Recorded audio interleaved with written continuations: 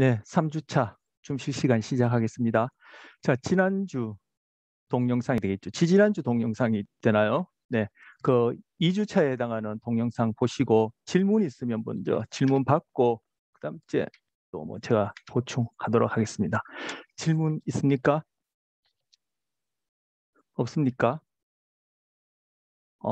제가 여러분이 다들 속속 잘 이해되게끔 제가 그만큼 설명을 잘했습니까? 그럴 리가 없을 것 같은데 제가 그만큼의 실력이 없을 것 같은데요. 교재도 좀 읽어 보시는 게 도움이 되리라 생각합니다. 여러분 뭐 한 과목만 듣는 게 아닌데 뭐 어떻게 제 과목만 무리하게 제가 요구할 수는 없지만 뭐 여러분 뭐 직업이 공부하시는 거니까 잘 그 시간 조절하셔서 가능한 한 좀 읽어 보시는 게 도움이 많이 될 겁니다. 지금 여러분이 한 학기 하는 이 수업 그리고 이 평가가 아니라 앞으로 남은 기간 동안 심리학을 하고 아니면 그 위에 뭐 전공을 하든 아니면 뭐 사회생활에서 이제 뭐 취업을 하시더라도 취업뿐만 아니라 여러분이 개인으로 그리고 앞으로 어떤 조직의 구성원이나 가족으로 그리고 앞으로 자녀를 함께 이렇게 생활하게 될 텐데 그때 있어서도 굉장히 도움이 되는 그런 부분이라 저는 생각합니다. 물론 다른 과목들도 다 마찬가지지만 제가 하는 과목이라 더 제가 좀 플러스 알파해서 그렇게 과장해서 얘기를 합니다. 자, 그럼 없다면 제가 질문을 하겠습니다. 38쪽에 보시면 그 복습 문제 중에 9번 보고 계시는 책이 있으신 분들은 뭐 같이 보시죠. 뭐 들으셔도 되고. 학습은 변화에 적응하기 위한 기제이다. 네. 학습이 비적응적인 경우가 있기는 할까라고 질문했습니다. 자, 요거 뭐지? 요거는 이제 딴소리인데 제가 이런 부분에 대해서 좀 강박적으로 신경을 쓰는데 비적응, 비과학할 때 비자가 붙으면은 어떤 가치 판단이 없는 그런 의미입니다. 그래서 비과학적이다 하면은 그것은 부정적인 의미로 나쁘다 뭐 이런 뜻이 아니라 과학에서 다룰 문제가 아니다. 과학에서 다룰 수가 없다. 과학이라는 어떤 차원에서는 다룰 수 없는 다른 차원의 이야기다. 이런 뜻으로 비자를 붙입니다. 그래서 여기서는 비적응이 아니라 부적응이라 해야 됩니다. 그런데 이때 이제 부자가 붙으면은 부적응, 이게 뭔가 가치 개념이 들어간 겁니다. 근데 부과학이라는 말은 없죠. 왜?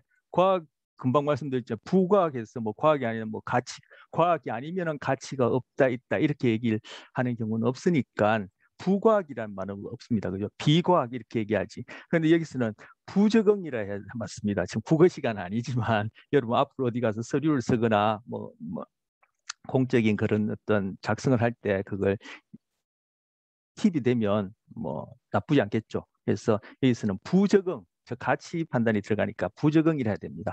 자, 학습은 변화에 적응하기 위한 기제인데 학습이 부적응적인 경우가 있습니까? 누가 좀 답해 보시겠습니까? 길게 봤을 때 장기적인 시각으로 본다면 부적응적인 경우는 잘 없을 것 같습니다.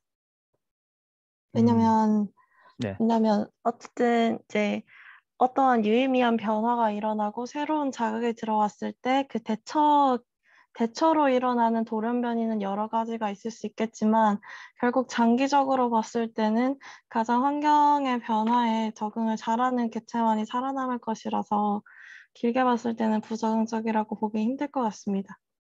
아, 지금 말씀하신 건 제가 듣기로는 학습, 즉 후천적 적응 기제에 대한 얘기가 아니라 선천적 적응 기제, 구체적으로 지금 자연 선택과 관련된 진화, 그 진화는 결국 유전자가 진화되어지는 어떤 뭐 그 대상이다. 그렇게 제가 동영상에서 얘기한 바 있고 그것과 관련해서 말씀을 하셨는데 지금 제가 9번 질문은 학습 후천적 적응 기제에 관한 얘기예요. 그러니까 지금 대답하신 거는 선천적 적응 기제에 관한 얘기죠. 그런데 일단 선천적 적응 기제에 관한 얘기임에도 불구하고 제가 좀 거기서 수정하고 싶은 부분이 결국 그 자연 선택을 통한 어떤 그런 적응적 행동의 주어짐이란 적응적 행동의 생성이란 죄송해요. 적응적 행동의 생성이란 종 수준, 개체 집단 수준에서 일어나는 거지만 그 적응적 행동의 주어짐, 즉 행동을 하게 되는 것은 개체 수준이죠. 그런데 그것이 자연 선택을 통해서 진화가 일어나면은 그것이 돌연변이 되었던 유전자의 재조합이 되었던 아니면 그 유전자가 뭐 그러니까 반수가 됐다가 다시 이렇게 결합하고 하는 중에 그것이 이게 결실이 일어났던 중복이 일어났던 그거에서 변이가 일어날 텐데 그러한 변이가 주어진 환경과 적합하지 않아서 도태되어 버린다면은 그죠? 그 개체는 어떤 식으로든 그 변이에서 주어진 어떤 특성이 앞으로 장기적으로 그것이 뭐 그죠? 천년이 되었던 만년이 되었던 장기적으로 또 다른 어떤 변화된 환경에 적응적일 수 있는 기회 자체가 없어져 버리죠. 개체가 도태돼 버리고 없으니까. 그래서 금방 말씀하신 부분은 그 부분이 저는 어, 잘못 이해했다고 저는 여기지고 자 다시 9번. 9번은 후천적 적응 기제 학습에 관한 얘기입니다. 자 지금 누가 채팅방에 올렸는데 학습은 환경의 변화에 의한 행동의 변화이므로 습관과 같은 행동은 갑작스러운 환경의 변화가 일어난다면 부적응적일 수 있을 것 같습니다. 아 그렇게 얘기했습니다. 자 최병석 학생이 그렇게 얘기했는데 뭐 채팅창 다 보고 계시니까 제가 뭐 이름을 이제 호명했습니다. 자, 어떻게 생각하십니까? 이 대답에 대해서 좀 전에 뭐 얘기하신 오연성 학생 또 이 대답에 대해서 한번 또 얘기해 보시죠. 뭐 말씀하신 것과 비교해서 아니면 다른 분이라도 좋습니다. 학습은 환경의 변화에 의한 행동 변화다. 어, 선천적 기제도 그렇죠. 결국은 학습은 개체 수준에서 일어나는 것이고 자연 선택은 종 단위에서 일어나는 그 차이뿐이지 자연 선택도 결국은 행동 변화가 뭐에서 일어나죠? 환경 변화에서 일어나는 것이죠. 그래서 여기서 적응적이다, 적응적이지 않다 이제 하는 것은 동영상에도 제가 그 질문 올려놓고 제가 풀이를 했지 않습니까? 적응적이다, 적응적이지 않다를 결정하는 것은 환경입니다. 그죠? 음. 뭐 학습 심리학에서 행동주의에서는 그렇게 얘기를 하고 다른 데서는 적응적이다, 안 적응적이다라는 것은 나한테 달렸다. 생각하기 나름이다. 아니면 그 사회 문화가 결정하시는 것이다. 이렇게 얘기할 수 없는 거예요. 환경에 의해서 적응적이다, 적응적이지 않다는 것은 어느 과목 심리학 아니라 어디든지 다 적용되는 거예요. 주변 사람들에 의해서 나의 행동이 부적응적 여겨져서 체벌을 받는다든지 벌금을 낸다든지 음주운전으로 뭔가 법적 그런 처벌을 받는다든지 그건 뭐예요? 바로 그 주변 사람들 아니면 우리가 지금 처한 어떤 교통법규상의 그러한 우리가 정해놓은 그런 환경의 산물 문명이라는 이름에 부적응적 때문에 그게 처벌받는 거예요. 아니면 개인적인 어떤 상담 장면에서도 왜 그 사람이 와서 상담을 합니까? 자기 삶의 조직 내에서 직장이든 가족 내에서 자기 하는 행동이 뭔가 자꾸 문제거리를 만들어내요. 즉 적응을 요구하는 자꾸 변화를 다 생겨요. 근데 내가 거기에 적절하게 적응하지 못하니까 상담을 하러 오는 거죠. 결국 뭡니까? 그 주변 가족들의 존재라든가 주변 가족들이 생각하는 가치관이라든가 주변 가족들이 생각하는 행동이 바로 나한테는 환경적인 사건으로 변한 거예요. 그래서 끊임없이 주어지는 거죠. 제가 지금 여러분한테 질문을 하는데 뭐 대답하고 안 하고는 자율이지만 하는데 여기에 대해서 여러분이 뭐 생각은 있는데 대답 안 하시는 건 뭐 어떡하겠습니까? 자율인데. 근데 전혀 이 질문에 대해서 답하지 못하겠다. 무슨 말인지 모르겠다. 난 답을 모르겠다면은 여러분은 이제까지 1주차, 2주차 하는 수업에서 제가 여러분한테 던진 환경상의 사건, 그 변화에 적응을 못한 거예요. 그래서 답을 못하는 거예요. 즉 부적응 상태예요. 근데 이것이 중간고사까지 가서도 문제에 대해서 답을 못하고 기말고사까지도 답을 못하면은 여러분 기대하는 점수를 못 받거나 뭐 아니면 뭐 가장 뭐 원치 않는 경우로 F를 받겠죠. 그게 바로 부적응 상태예요. 그 부적응 상태 어떻게 일어났죠? 수업이라는 환경 사건 안에서 제가 그리고 시험 문제가 던져주는 그런 사건에 여러분이 적응적이지 못해서 일어나는 거예요. 그래서 여기서 환경이 결국은 적응적이다, 부적응적이다 결정하는 주체라는 것은 행동주의나 학습 심리학에서만 얘기하는 것이나 다 적용되는 거예요. 억만급의 어떤 그런 과거부터 앞으로 수천만 년까지 뭐 지구가 존재할지 모르겠지만 다 적용되는 얘기고 심리학 다른 과목뿐만 아니라 어느 과목에서 다 적용되는 거예요. 경제 상황도 그렇고. 여러분이 혼자서 어떤 내적 갈등, 소위 내적이라고 얘기하는 그 갈등 때문에 고민하고 있다. 그 뭐예요? 결국은 내가 지금 살고 있는, 그죠? 이 환경상에서. 아니, 나 무인도에서 산다. 근데도 나는 고민을 하고 있다. 그럼 무인도에서 살고 있지만 그 주어진 물리적 환경, 사건 안에서 내가 거기에서 적응적이지 못한 거예요. 아, 외로워서 난 고민한다. 무인도에 살아도 적응만 하면은 외롭다라는 고민 없이 살 수 있어요. 근데 100이면 100, 뭐 특별한 경우 빼고는 다 외로워서 힘들겠죠. 그럼 뭐예요? 혼자 있다는 것에 적응을 못한 거예요. 부적응적인 거예요. 그러니까 환경이 적응, 부적응을 결정한다는 것은 어디에나 다 통하는 얘기예요.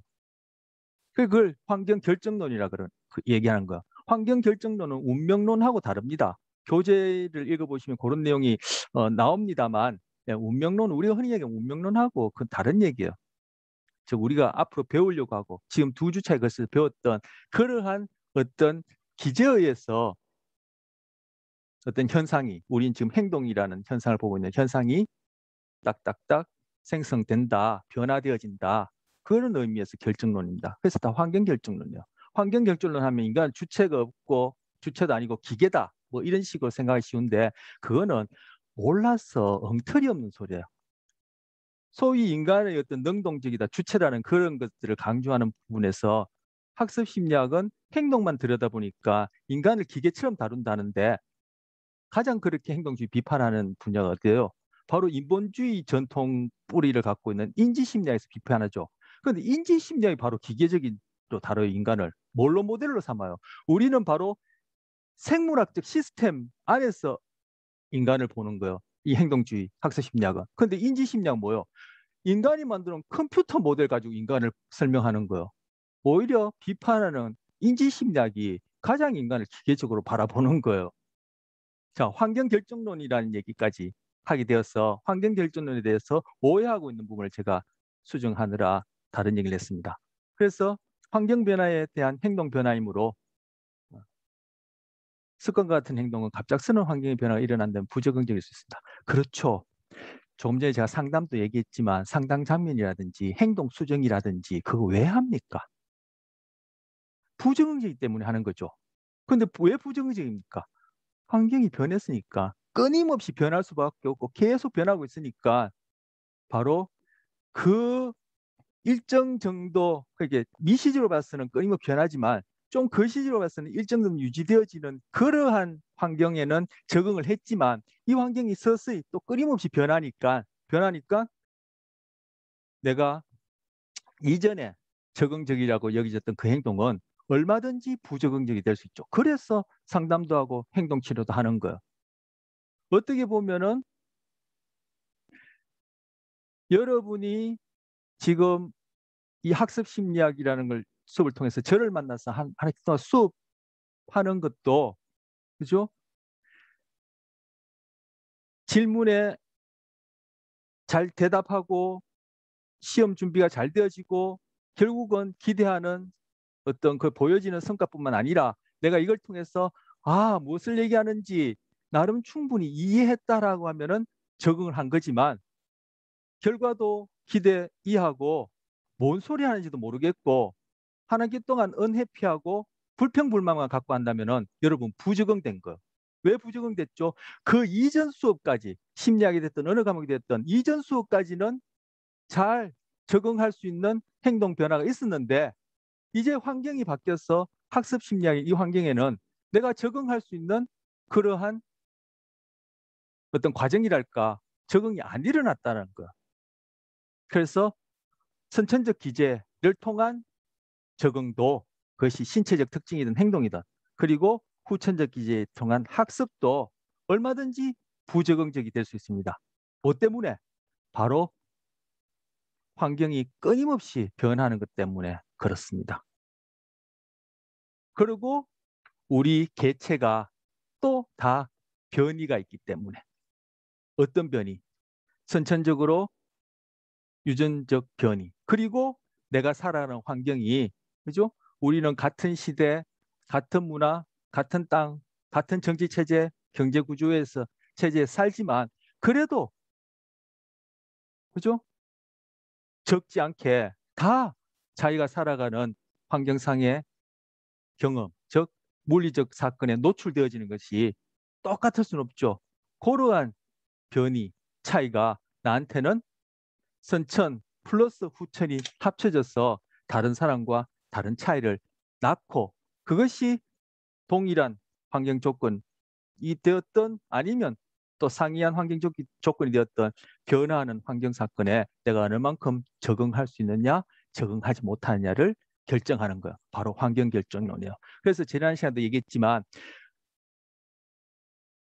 내가 무엇을 배울 수 있느냐, 그리고 그것을 어떻게 배울 수 있느냐, 즉 무엇을 얼마나 잘 배울 수 있느냐, 무엇을 얼마나 배우지 못하느냐, 즉 학습하지 못하느냐가 그 사람, 그 개체가 무엇을 갖고 태어났느냐, 선천적인 것을 볼 수 있는 눈이 되는 거예요.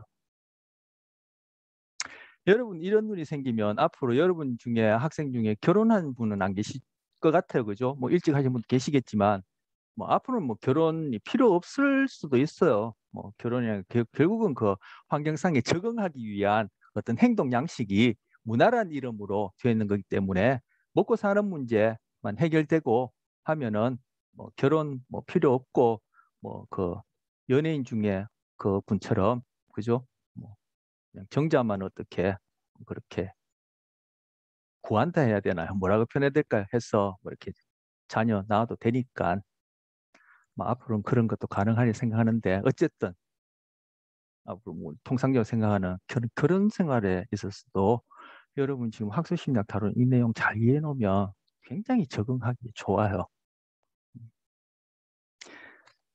제가 할 내용이 많은데 또 얘기하다 보니까 제가 메모하는 게 생각나는데, 언어가 생각을 숨긴다면 행동은 그 생각을 드러낸다, 이란 말이 있어요. 그리고 또 하나, 인간의 언어만큼 인간을 기만하는 것은 없다라는 말이 있어요. 이게 동양 전통 사상에서 노자 도덕경의 첫 구절, 도가도 비상도하고 통하는 말인데, 음, 여러분 그 생물심리학 뭐 저 수업을 들으신 분은 아시겠지만 그 생물심리학 뇌와 관련해서 언어 상실증 환자랑 저나 여러분 같은 정상인들이 갖고 있는 언어 행동의 그러한 뭐 진실과 거짓이랄까, 그것과 관련된 내용을 보신 분은 아시겠지만 우리 언어가 그만큼 타당성이 떨어져요. 우리 뭐 과학적 연구 방법과 관련된 용어를 쓰자면 타당성과 신뢰성이 떨어지는데, 그래서 분투의 구조주의, 내성법이 과학적 심리학 방법으로는 한계가 많기 때문에 그걸 극복하기 위해서 비판한다 할까요? 나온 것이 이제 행동주의 심리학이에요. 자, 이 얘기 제가 하는 이유가 조금 전에 학습 심리학을 배워놓으면은 여러분 자신도 그렇고 앞으로 여러분이 뭐 앞으로 뭐 직장도 중차대한 문제일 수도 있고 진로도 중차대한 문제일 수 있지만 어떤 가족을 구성하는데도 그것이 인생에 있어서 뭐 가장 중요하다 할까, 하여튼 중차대한 문제인데 그런 생활에 적응하는데도 굉장히 도움이 된다는 얘기를 하다가 언어 얘기를 한 거예요. 왜 언어 얘기를 했냐면은 소위 말로 하는 그러한 작업을 통해서, 뭐 작업이랄까 하여튼 그런 걸 통해서 여러분이 적응한다는 것이 굉장히 쉽지가 않아요.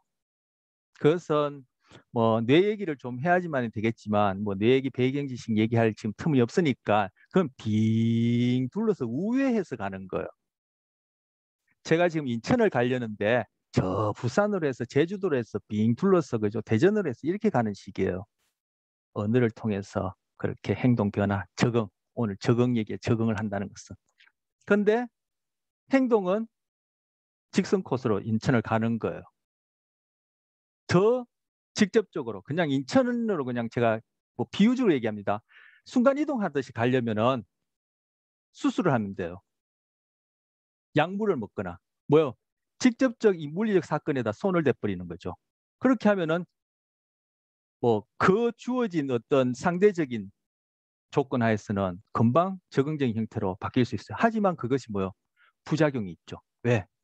또 변하는 어떤 환경에는 그런 물리적으로 손대버리는 것이 그만큼 뭐랄까요? 변할 수 있는 그런 여지가 적어요. 그런데 행동은 그죠? 우리 갖고 있는 생물학적 시스템에서 나오는 현상이니까 이거는 가소성이라는 말 들어봤죠? 이 행동의 경우에 가소성이라는 말을 쓰는 경우를 제가 들어본 적이 없는데 어떻게 변화할 수 있는 폭이 많아요. 그래서 지금 언어와 행동이라는 걸 비교를 하면서 이거 우리가 배우는 내용을 잘 배워두시면 심리학뿐만 아니라 여러분이 그죠? 그러한 여러분의 사적인 그런 관계에서도 굉장히 도움이 된다는 얘기를 제가 뭐, 어, 했습니다. 자, 그래서 최병석 학생이 말씀하신 것처럼 네, 학습도 부적응적입니다. 그러니까 행동 치료를 하는 거죠. 어, 만약에 학습이 제가 질문한 걸 자꾸 덮으렸는데 학습이 변화에 적응한 기제인데 학습이 부적응적인 경우가 없다면은 심리학이 아마 없을 거예요. 아니 심리학이 없는 게 아니라 인간의 종 자체가 아니 인간뿐만 아니라 유기체라는 생명 자체가 있을 수가 없어요. 학습이 부정적인 경우가 없다면 선천적 기제에서 주어진 적응적인 행동이 환경의 변화에 의해서 도태되는 경우가 있는 것처럼 학습을 통해서 부정적인 경우가 없이 그것이 완벽하다고 우리가 이름 붙일 수 있는 그런 적응 상태를 낳을 수 있게 된다면은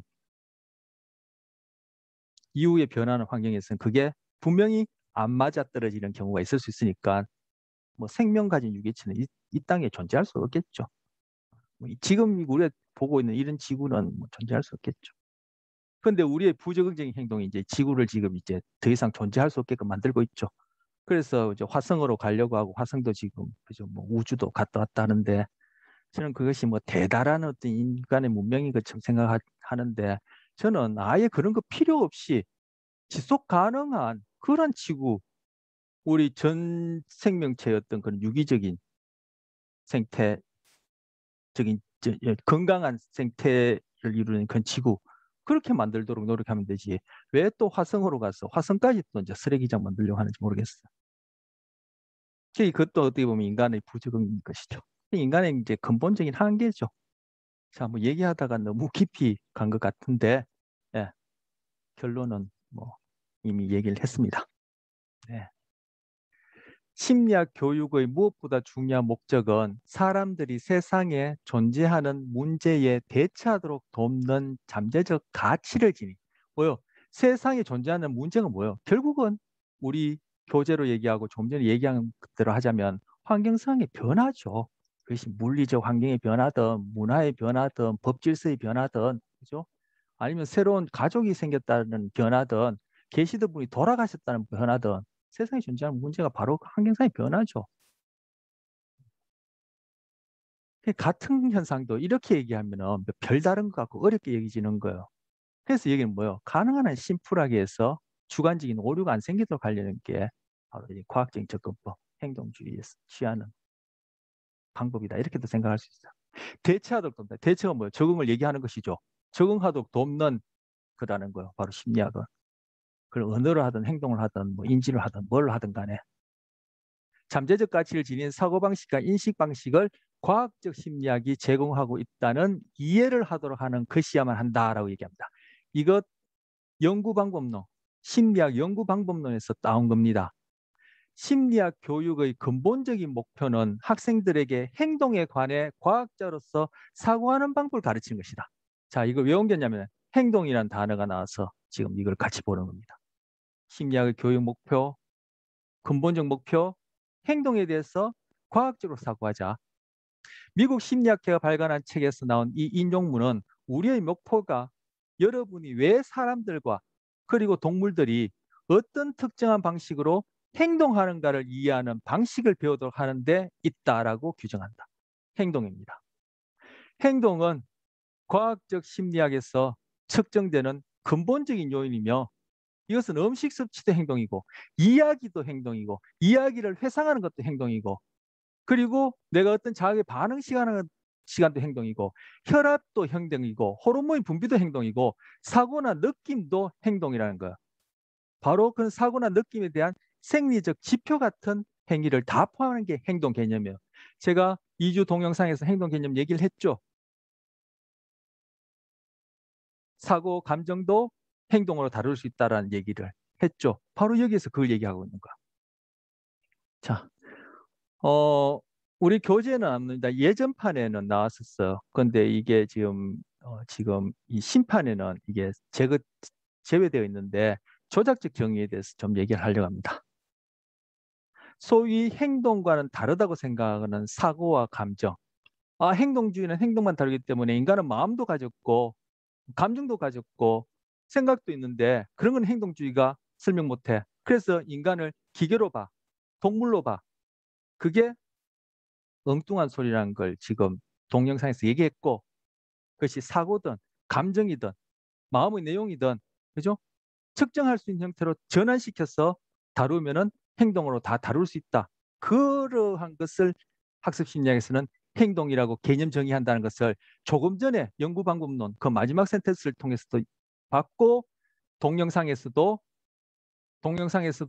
여러분한테 제가 강조해서 얘기했던 거. 아까 얘기했지만 정말 기계로 보는 것은 오히려 인지심리학이 컴퓨터 모델을 가지고 인간을 얘기하니까 기계로 보는 거죠.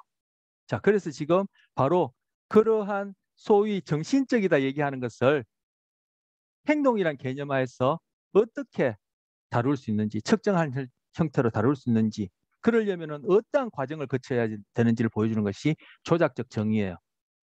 연구 목적을 위해서는 행동을 측정의 측면에서 정의, 데피니션 해야만 한다. 행동을 측정하기 위해 사용되는 조작에 의해 행동이 정의되므로 이러한 정의를 조작적 정의, operational definition이라 불린다. 일상적인 대화에서는 맛있는 음식 냄새를 맡으면 입속에 침이 고인다는 말을 할 수가 있다. 그러나 이런 현상을 연구하기 위해서는 입속에 침이 고인다는 것을 어떻게든 정확한 방식으로 정의해야 한다. 어떤 사람의 침을 분비하면 입속에 침이 고이는데 따라서 우리는 솜을 입안에 넣어서 이 침샘의 분비물을 측정할 수가 있다. 일정한 시간이 지난 후 이 솜을 모아서 그 무게를 재면 침 분비의 측정치를 얻을 수 있다. 이 경우에는 입안의 특정한 지점에 정해진 시간 동안 균일한 크기의 솜을 삽입했을 때 그 솜이 흡수하는 침의 무게를 밀리그램 단위로 잰 것으로 침 분비 반응이 정의된다. 자, 유기체가 하는 측정 가능한 모든 것이 행동이라고 그렇게 개념 정의를 했고 지금 여기서 침이 나오는 것도 행동이에요. 그럼 그걸 어떻게 측정할 것이냐? 바로 이런 식으로 측정한다는 거예요. 뒤에 나오겠습니다만 동영상에서 얘기했습니다만 바로 우리가 정신적이다 얘기하는 것도 이런 식으로 조작적 정의를 통해서 측정하면은 행동이란 개념으로 얼마든지 다룰 수 있다는 거예요. 그래서 행동은 소위 행동과 별개로 구분하는 마음, 그까지 다 포함하는 거예요. 근데 마음이라는 것은 행동과 마찬가지로 하나의 현상인데, 그죠? 그걸 어떤 물리적 실체가 있는 것처럼, 그리고 행동과는 또는 신체와는 별개로 이분법적으로 그렇게 생각하는 것이 심리학 안에도 그대로 이것이 남아있기 때문에 바로 그런 힐압 중심의 서양 철학이 갖고 있는 이원론적 그 생각, 그것이 우리 안에 뿌리 깊이 남아있기 때문에 자꾸 오해를 낳는 거예요. 엉터리 없는 비판을 하는 거예요. 마찬가지로 비둘기에게 조그마한 원반을 쪼는 것을 학습시킨다고 해보자. 이때도 어떤 것을 원반 쪼기로 보여야 할지가 문제가 된다. 비둘기가 원반을 향해 쪼는 동작을 취하는 것도 원반 쪼기인가? 원반 주변을 쪼는 것도 원반 쪼기로 볼 것인가? 또 부리로 원반을 살짝 건드리는 것은 세 사람이 비둘기를 관찰하여 원반 쪼기의 횟수를 센다면 서로 다른 세 가지 결과가 나오고 싶다. 이게 뭐예요? 지금 비둘기 원반 쪽을 비유했지만 여러분들이 어떤 사람의 행동을 보고 그죠? 그 행동을 판단할 때 이렇게 가지각색일 수 있다는 것을 얘기한다고 볼 수도 있어. 이러한 이유 때문에 연구자들이 일반적으로 쓰는 방법은 기록 장치를 설치하여 일정한 양의 압력이 원반 위에 가해지면 작동하게 만드는 것이다. 뭐요? 객관적으로 측정하자라는 거예요. 그래서 지금 우리가 인간의 행동의 경우에도 그죠? 나름대로 그렇게 다 주관적인 것을 가지고 설명하지 말고 상식 심리학이 되도록 하지 말고 객관적으로 그것을 측정, 관찰하자. 어떻게? 조작적 정리를 통해서 행동이란 개념 속에서. 자, 그래서 만약 비둘기가 원반을 충분히 세게 쪼아서 기록 장치가 작동되면 원반을 쫀 것이고 그렇지 않으면 원반을 쪼지 않은 것이다. 반응을 이렇게 정의했을 때에는 한 반응의 수행이 반드시 그 이전 것과 정확하게 같을 필요가 없음을 주목하라.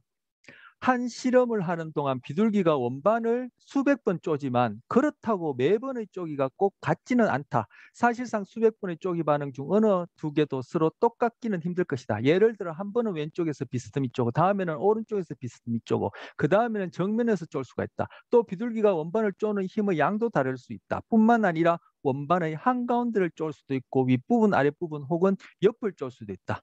목을 구부려 쫄 수도 있고 한쪽 다리로 서서 쫄 수도 있으며 날개짓을 하며 쫄 수도 있다. 그렇지만 이런 다양한 행동들 모두가 기록 장치를 작동시키면 한다면, 즉 객관적으로 조작적 정의를 통해서 측정만 한다면 결국 그것은 쪽이라는 반응, 행동으로 간주되고 측정할 수 있다는 거야. 친분비와 원본 쪽이는 단순한 행동이지만 행동은 매우 복잡해질 수도 있다. 실험실에서 연구자가 쥐에게 미로를 달리는 훈련을 시킨다고 해보자. 이때 미로가 아주 복잡해서 그것을 달리려면 몇십 개의 선택 지점에서 올바른 방향으로 틀어야만 될 수도 있다. 여기서 미로 달리기란 행동은 미로의 끝에 도달하기 위해 필요한 모든 단계들을 수행하는 것으로 이루어진다. 우리가 여기서 내린 행동의 정의에 따르면 감정과 사고는 과학적 분석이 닿을 수 없는 영역이라는 말인가? 이에 대해서 논란이 있지만 아마도 대다수의 학습 연구자들은 사고나 감정도 조작적으로 정의될 수 있다면, 즉 측정의 면에서 정의된다면 연구의 대상이 될 수 있다고 할 것이다. 예를 들어 우리가 거미에 대한 인간의 공포를 연구한다고 하자. 이 경우 공포는 거미가 있을 때 나타나는 심박률, 호흡률 증가, 특정한 근육의 정기적 활동의 증가, 피부의 전기 전도성의 증가, 무섭다는 언어 표현 또는 이런 행동들 혹은 기타 행동들의 조합으로 정의할 수 있다. 이런 행동들이 곧 공포라고 말하는 행동과학자들이 있는 반면에 이런 반응들은 단순히 공포의 존재를 표시하는 징후일 뿐이라고 주장하는 이들도 있다. 이제 반박한다는 거죠. 설사 땀을 흘리고 숨을 가쁘게 쉬는 것이 공포를 느끼는 것과 동일하지는 않다고 하더라도 그런 행동, 공포를 느끼고 있다고 판정된 사람들에게 항상 발견된다. 제가 첫 시간에 얘기했나요? 그 물리적 사건과 심리적 사건을 과학적으로 연구함에 있어서 즉 심리학이 참 쉽지 않다. 왜? 제가 주관적으로 지구가 편편하고 그죠? 태양이 동에서 쓰러지는 것처럼 아무리 그렇게 느끼고 확신한다고 해서 지구가 편편하거나 태양이 도는 건 아니에요. 물리적 사건 변하지 않아요. 그런데 내가 어떻게 주관적으로 느끼냐는 나의 행동에 영향을 주기 때문에 그것은 다른 스트롱한 사이언스에 비해서 이 심리학은 과학적으로 연구하기가 참 까다롭다 얘기를 했어요. 그래서 그것을 그죠? 과학적으로 연구하기 위해서 조작적 정의를 지금 하는 거예요. 그래서 지금 공포라는 걸 그런 식으로 조작적 정의에서 측정한다는 거죠. 객관적으로. 사고는 정서보다 정의하기가 더 어려울 수도 있지만 여기에도 똑같은 기준이 적용된다. 조금 전에 이제 정서의 경우를 얘기했고요. 우리 교재에서는 뭐 감정이라 했습니까? 자, 우리가 사고나 생각이나 같은 말입니다. 우리가 사고를 직접적으로 측정할 수는 없다. 어느 정도까지는 사고의 신경적 대응물을 측정할 수 있긴 하다. 그러나 때로는 사고가 외부로 새어나올 수가 있고 그러면 이를 측정할 수 있다. 예를 들어 시험 공부를 할 때나 어려운 문제를 풀 때 비록 학생들이 말소리를 내지는 않지만 말할 때 쓰는 발성 근육이 움직인다. 이건 동영상에서도 얘기를 했죠. 학생들이 발성기관을 전자기기로 관측함으로써 사고의 이런 미미한 측정치를 얻을 수 있다. 말을 할 수 없는 사람의 경우에도 그 사람이 수화에 능숙한 경우에는 그의 생각을 관측할 수 있다. 수화를 이용하여 다른 사람들과 의사소통을 하는 농민들은 자신의 손가락으로 생각을 한다. 사람들에게 수학 문제를 풀게 하고 답을 구하는 동안 생각을 소리내어 하라고 요청하는 방법으로 어느 정도까지는 사고를 연구할 수가 있다. 절차 분석이라 불리는 이런 방법은 일부 연구자들, 특히 인지심리학자들이 널리 쓰는 방법이다. 그런데 이 경우에도 그죠? 자기 자신이 하는 사고를 언어적으로 전환하니까 여러분 그 에너지, 물리적인 사건에 있어서도 그 형태가 변하게 되면 즉 위치 에너지가 뭐 운동 에너지로, 전기 에너지가 운동 에너지로, 열 에너지가 전기 에너지로 이렇게 변환될 때마다 왜곡이 생기죠. 당장의 전자기기 장치 같은 경우에 그죠? 전기 에너지를 운동 에너지로 바꾸게 되면 그 기계에서 열이 나요. 그 열이 나는 것은 뭐예요? 전기 에너지가 운동 에너지로 100% 바뀌지 않고 왜곡이 생겨서 일어나는 거예요. 그런데 지금 인간의 경우에 자기가 하는 사고를 지금 언어로 표현한다. 이게 바로 내성법이거든요. 구조주의 분트가 의식을 연구할 때 쓴 방법인데 이게 굉장히 타당성이 떨어져요. 근데 그걸 어쩔 수 없죠. 지금 뭐 물리적 사건을 저 뭡니까? 지구가 둥그냐, 지구가 자전하느냐, 공전하느냐 이런 걸 다루는 게 아니라 우리 인간 관련된 심리적 현상을 다루니까 바로 이런 식으로 조작적 정리에 있어서 그만큼 한계가 있다라는 거예요. 근데 아까 심장박동이나 땀 분비나 이런 것들은 좀 더 왜곡이 적죠. 근데 이런 식으로 사고를 언어로 표현할 때는 왜곡이 더 심할 수 있죠. 결국 내성법이니까. 그래서 설문지나 셀프 리포트, 상담 장면에서 주고받는 얘기들이 그 타당성이 굉장히 의심스러워요. 여러분 기억의 재구성해서 기억이 왜곡된다는 거 배웠습니까? 그 어디서 배울 수 있나요? 기억 심리학이란 과목이 아니라도 뭐 어디서 배울 수 있나요? 그 보면은 우리가 갖고 있는 기억은 실제 기억이 거의 아니에요. 여기서는 뭐요?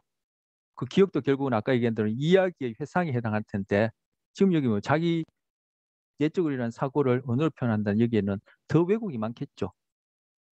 그래서 이 조작적 정의를 통해서 가능한 한 물리적 사건을 철저하게 바꿔서 그 왜곡 없이 보자라는 거예요. 사고가 됐든 감정이 됐든. 여기서 언급된 사고를 연구하는 방법들은 모두 언어 행동에 관한 것이다. 사고에는 상상하기 같은 비언어적 활동도 포함된다고 말할 사람들이 아마도 많을 것이다. 상상하기를 조작적으로 정의해 보자면 대상이 존재하지 않는데도 마치 존재하는 것처럼 행동하는 것이라고 할 수 있다. 예를 들어 내가 당신에게 어떤 집의 평면도를 보여주고 그것에 대한 질문, 안방이 집의 동쪽 끝에 있나요? 서쪽 끝에 있나요?를 하고 난 다음 평면도를 치우고 다시 질문을 할 수 있다. 여기서 평면도가 없을 때 당신이 한 대답이 평면도를 보면서 한 대답만큼 정확한 정도를 상상하기의 측정치로 간주할 수 있다. 이런 식으로 조작적 정의를 할 수 있다는 거예요. 그래서 조작적 정의는 행동의 과학적 분석에서 핵심적인 요소이다라는 거예요. 그래서 이것이 스트롱한 사이언스로 갈수록 조작적 정의는 덜해지겠죠. 왜곡도 덜하고 조작적 정의가 굳이 필요 없는 경우도 있을 수 있을까요? 그런데 지금 심리로 소위 인간의 경우로 오면은 이것이 조작적 정의가 그만큼 쉽지 않고 까다롭다라는 거. 그런데 그런 것 없이 마구잡이로 마음을 신체나 행동과 별개로 다루고 그것을 내성법이라는 데 해당하는 내 의식으로 나의 의식을 접근하는 그런 언어적 의식으로 할 때 그것이 얼마나 왜곡이 많고 그죠? 타당성이 떨어지겠냐 하는 것을 어, 같이 생각해 볼 수 있겠죠. 앞서 제가 첫째 시간에 그 유튜브 상의 동영상 자유의지와 관련된 걸 한 봤습니다.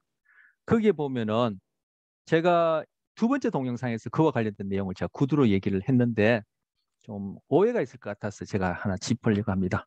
거기 보면은 의지라는 것이 있고 그것이 뇌를 움직여서 행동을 한다라고 우리가 흔히 그렇게 생각할 수 있지만 그것이 아니라 뇌가 먼저 작동하고 그 안에서 의지라고 얘기하는 어떤 사고, 생각이 생기고 행동이 일어난다. 이런 식으로 설명하고 있어. 그것은 그 동영상을 만든 분이 전문가가 아니기 때문에 그것 또한 금방 상식 심리학에서 생각할 수 있는 오류를 얘기한 거야. 자극에 반응해서 우리 몸이 반응하고 그것이 신경계를 통해서 뇌에 전달되어지고 뇌 안에서 어떤 식으로든 처리되어져서 그것이 우리가 의지라고 표현하는 현상을 만들어내고 또 한편으로는 행동이나 반응이라는 현상을 만들어내는 거예요. 뇌가 작동하고 의지가 만들어지고 그것이 행동을 일으키는 것이 아니에요. 이래 되면 의지, 정신적인 것이 행동이라는 현상을 만들어낸다. 이렇게 설명해야 되는데 그거 만든 사람이 전문가가 아니기 때문에 그 오류가 있는 거야. 통상 우리는 자극이 주어지면 사건이 주어지면 그것을 신체, 행동한 별개의 어떤 마음이 그것을 판단, 결정한 다음에 그 안에서 의지라는 것이 어떤 행동을 하게 한다. 이렇게 생각하는데 그것이 아니라 사건, 자극이 주어지면은 그것에 의해서 내 몸이 반응하고 결국 이제 뇌가 반응하겠죠. 반응하고 그것이 의지라는 하나의 어떤 현상도 만들어내고 활동이라는 현상도 만들어낸다라는 거. 자, 그러면 의지가 되었던 마음이 되었던 정신이 되었던 행동이 되었던 이거 다 현상인데 흔히 이분법적으로 나눠서 얘기하는 행동과 흔히 이분법적으로 나눠서 정신적이라는 얘기하는 것과 이것을 측정하고자 할 때 어떤 게 수월하겠어? 달리 하면 어떤 게 조작적 정의가 더 쉽겠어? 맥박이 뛰는 걸 재는 게 쉽겠어요? 내 안에서 어떤 기대, 희망, 어떤 믿음, 의지 이런 것들을 재는 게 쉽겠어? 공포, 불안 이런 걸 재는 게 쉽겠어? 맥박 뛰고 심장 박동률이라는 게 훨씬 재기 쉽겠죠? 바로 그래서 이게 마음, 정신이 몸과 별개로 행동과 별개로 이분법적으로 나눠서 그걸 그렇게 건드리고 조작적 정의도 없이 그렇게 얘기를 하게 되면은 이거는 엉망진창이 되는 거예요. 그래서 여기서는 뭐요? 행동을 맥박 뛰고 뭐죠? 일어섰다 앉았다 뭐 눈을 깜빡이는 이런 수준뿐만 아니라 유기체가 하는 모든 것인데 조작적 정의를 통해서 측정 가능 형태로 바꾸기만 하면은 무엇이 되었든 다 다루겠다라는 거예요. 다룰 수 있다는 거예요. 그런 개념이 행동이고 그 행동이라는 것은 지금 읽어본 그런 조작적 정의를 통해서 이루어지는 겁니다. 여러분이 자전거가 어떻게 움직이는지 아니면 처음 자동차가 발명되었을 때 자동차가 어떻게 움직이는지는 한눈에 보면 빤히 보이죠. 그것이 물질적인 작용하는 게 눈에 보이니까. 근데 그게 점점 복잡해져서 결국은 물질에 의해서 물리적인 사건이 일어나는 회로일 뿐인데 복잡해져서 그것이 보이지 않는 통 속에 들어가고 복잡해지면은 자동차가 AI처럼 그죠? 지가 알아서 부딪힐만 하면은 브레이크가 걸리고 그죠? 어떤 중앙선 넘어가면은 핸들이 꺾이지 않고 이렇게 돼요. 그러면은 자동차가 이것이 꼭 사람처럼 뭔가 정신이 있어서 마음이 있어서 행동한다 이렇게 생각해요. 자동차가 정신이 있다 마음이 있다 이렇게 생각하기 힘들죠.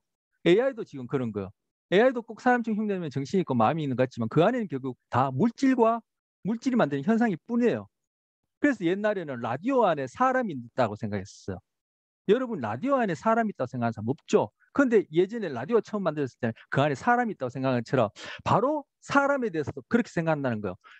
그냥 물질 덩어리 뿐이고 여기서 일어나는 현상이 행동이라고 얘기할 수 있는 것 뿐인데 안 보이니까 복잡하니까 뭐 정신적이 있는 것처럼 귀신이나 유령처럼 영혼이 있는 것처럼 이렇게 생각한다는 거.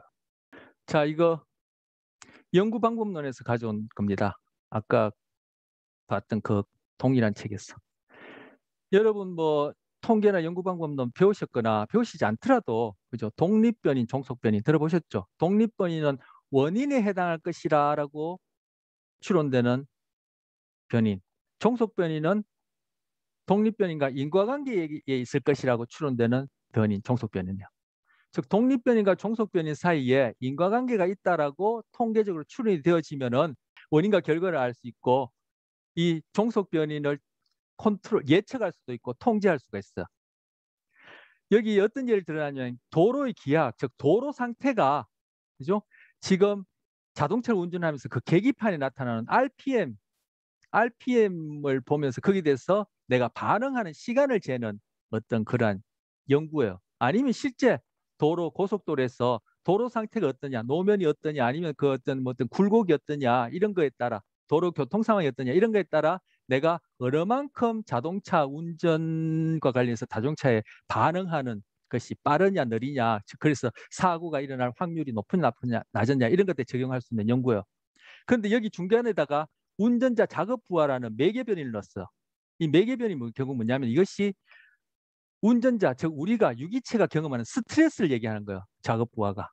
자, 이 자리에 아까 불안도 넣을 수 있고, 기대도 넣을 수 있고, 의지도 넣을 수 있고, 그죠? 뭐 공포도 넣을 수 있는 그런 것이 바로 매개변이에요. 이 매개변을 다른 말로 구성 개념이라 그래요.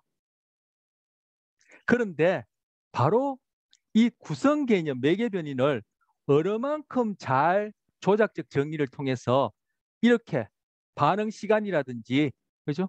이런 식으로 객관적으로 측정할 수 있느냐 없느냐가 바로 행동과학이라고 소위 과학적 방법을 통해서 행동이라는 대상으로 인간을 이해해 보겠다는 심리학에서는 핵심적인 과제예요. 이 작업이.